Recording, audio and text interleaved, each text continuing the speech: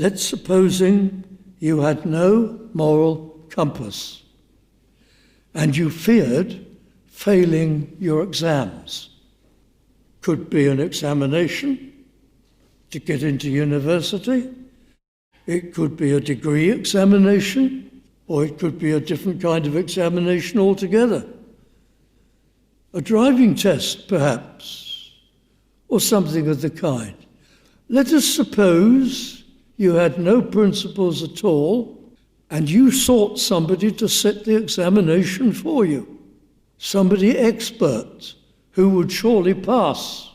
And that person, man or woman, took your place and impersonated you and sat the exam, took the test, and passed with flying colours. Well, of course, that would be quite immoral, unethical, illegal. Yet, and I'm going to explain this, that is precisely what Christ has done for us. He sat the exam for us, the examination set by God. Can you meet God's standards of holiness? Can you have access to eternal life and heavenly glory? Can you stand in the presence of God, accepted? No, you can't. You've such a sin record. You've offended against him and fellow human beings endlessly. You haven't any possibility whatsoever of passing the test. And Christ has come and he's entered into a body, and under amazing provocation from the enemy of souls, he's lived a perfect, faultless life, never committing any sin of thought, word, and deed, and doing only good and perfect and wonderful and compassionate things, and showing patience and kindness, and healing dramatically thousands of people. Christ the Lord, the eternal Son of God. And then he's gone to Calvary to take the punishment for all your crimes. He sat every examination for you. He's taken your place and he's passed. Of course he has, because he's God as well as man, and he's holy and perfect and faultless. And he's taken away the punishment of all your sin if you trust in him. Isn't that unethical? Isn't that improper? Immoral? Outrageous? No, because there's a great difference. God the Father knows perfectly well what is going on, for one thing. In fact, he has sent his beloved Son, Jesus Christ, second person of the Godhead, equally God with the Father.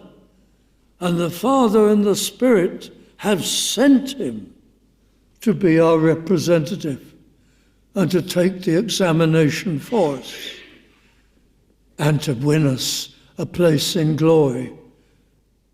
They've sent him. They know. And then there's a second great principle. Not only is this in broad daylight, but Christ is not like your phony person who sits the exam for you if you're a cheat. Christ is God, and his power and his intention is to make you fit to pass the exam.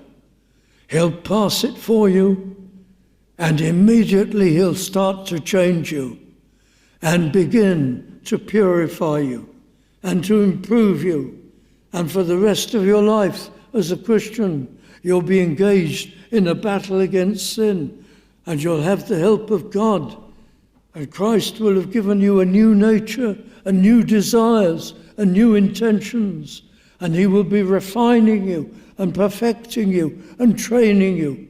And when you die, with a mighty miracle of grace, he will complete the process and make you perfect.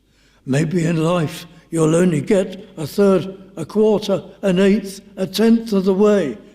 But in a moment, he'll make you wholly perfect to enter glory. So that's different from having an impostor take your place dishonestly on earth, because Father and Son have made the plan. That's the atoning, substitutionary death of Christ. That's Christ living your life for you. Now you understand the verse. Of God the Father are ye in Christ Jesus, who by God is made unto us wisdom, righteousness, sanctification, and redemption. You've passed because Christ has passed for you. And so when God the Father looks upon you, he sees not you, but Christ. You've been engrafted into Christ. You're under his wing, under his protection. He sees the perfections of Christ covering you, enveloping you. You're clad in the righteousness and the wisdom of Christ. That's what the verse means. That's what it is to be saved, to have Christ's merits and beauties and perfections, let us say, credited to you.